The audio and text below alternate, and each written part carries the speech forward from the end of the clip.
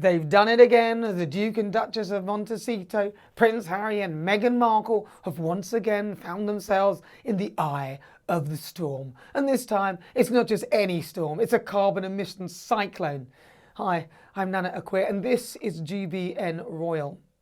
Now, when I first heard that Prince Harry had found a woman of colour, I punched the air. I took both hands off the wheel. I was driving at the time. I almost killed myself. Thank God I didn't. I'd be so angry. But then Meghan Markle started preaching about climate change after having taken a series of private jets donated to her from the likes of Elton John. I'm afraid the stench of hypocrisy was too strong. It nosedived from there. They've been trotting the globe on their worldwide privacy tour in Bombardier jets whilst preaching compassion for their fellow man and indeed the environment with their eco-friendly banter. A load of codswallop. Do as I say, not as I do, more like. Harry saying he'll offset his carbon. No amount of offsetting, which is a scam by the way, will be enough in his lifetime to make up for the hot air that both he and his missus are emitting. The other day, the dastardly duo jetted off to Vancouver for the Invictus Games. But it's not their destination that's raising eyebrows again, it's how they got there. Picture this, a luxurious private jet gleaming in the California sun, ready to whisk our faux royal couple away to the great white north. It's a scene straight out of a Hollywood movie, except this isn't a movie. This is real life for these two, and critics like me are having a field day. What a pair of total, utter hypocrites. You see, Harry and Meghan didn't just hop on any old commercial flight like us mere mortals. Oh no, they chartered a private jet for their journey from Santa Barbara to Vancouver. Now, I'm no mathematician, but I'm pretty sure that's not the most eco-friendly way to travel, especially not for the couple who've been preaching about climate change faster than you can say carbon footprint. But wait, there's more. Our jet-setting couple didn't just stop at Vancouver. They took another short hop over to Victoria on Vancouver Island. Because why fly once when you can fly twice? It's like they're collecting air miles for a game of royal bingo. Now, I can already hear the Sussex squad rushing to their defence. But Nana, they'll say, they need privacy and security. And to that I say, have they never heard of first class or even, dare I say, business class? I'm sure they could find a way to fly commercially without being mobbed by adoring fans or paparazzi. After all, William and Kate, the heirs to the throne, the future king and queen, they manage it. Harry and Meghan aren't the first royals to use private jets, and they certainly won't be the last. The real issue here isn't just about one flight or even two. It's about the message it sends. Harry and Meghan positioned themselves as eco-warriors, champions of the environment. They've warned us about the ticking clock to protect our planet. They supported Greta Thunberg and lectured us all about reducing our carbon footprint. And yet here they are, leaving a carbon footprint big enough to make Bigfoot jealous. It's a classic case as I said before, do as I say, not as I do.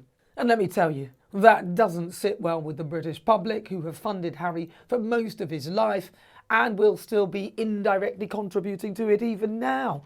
We Brits love nothing more than calling out hypocrisy, especially when it comes gift-wrapped, or should I say grift-wrapped, in designer clothes and private jet fuel.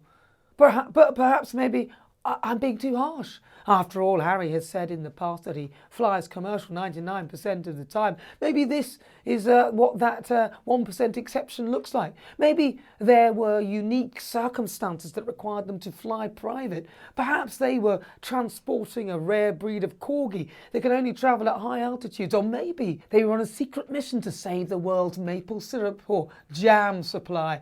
Stranger things have happened in the royal family.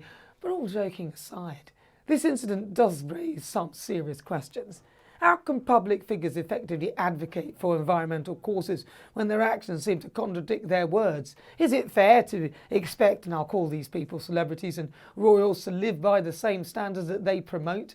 And most importantly, how many private jet flights does it take to get to the centre of a PR disaster? Now, let's not forget why they're in Canada in the first place. They're the Invictus Games, Harry's brainchild and passion project, set to take place in Vancouver next year. It's a wonderful event that supports wounded, injured and sick servicemen and women. No one can deny the positive impact it has had on so many lives. But does the end justify the means? Can we overlook the environmental impact of their travel because of the good work they're doing? Some might call it a tricky balance. I'd say, well, look, if you want to preach and grift, then you cannot be a hypocrite. On one hand, we want our public figures to use their platform for good, to raise awareness about important issues like climate change. Well, some of us do. On the one hand, we want our public figures to use their platform for good, to raise awareness about important issues like climate change. On the other hand, we expect them to practice what they preach. The trouble with this pair is that they wanted privacy. So if you want privacy, why don't you just go home quietly and just enjoy your lives and spend your money silently, instead of telling us how we should behave in our lives, then doing the very opposite. That's the problem with this pair. And let's not forget that this isn't the first time Harry and Meghan have faced criticism for their travel choices. I mentioned it earlier, but the great private jet debacle in 2019, when I royally went off the pair, when they took 4 private jet trips in 11 days, that caused such an uproar that even Sir Elton John had to step in to defend them. And when Elton John is your voice of reason, you know you're in trouble. They're former working royals. They've stepped back from their official duties. If they're not prepared to pull their weight, they should give up their titles, frankly.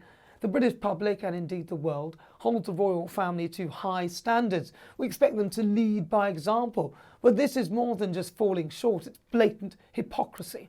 So what's the solution? Should Harry and Meghan give up flying altogether and travel everywhere by solar-powered hovercraft? Should they offset their carbon emissions by planting a forest every time they take a trip? Or should they just accept that their lifestyle and their message doesn't add up? Or should they shut their traps and live privately like they said they would? As for this latest private jet journey, it's just one of a string of bad decisions and bad PR. Will it be the straw that breaks the camel's back, causing even their most ardent supporters like the Sussex squad to question their sincerity? In the world of Harry and Meghan, anything's possible. This is Nana Akua for GBN Royal. Until next time, keep calm and carry on, preferably on a commercial flight.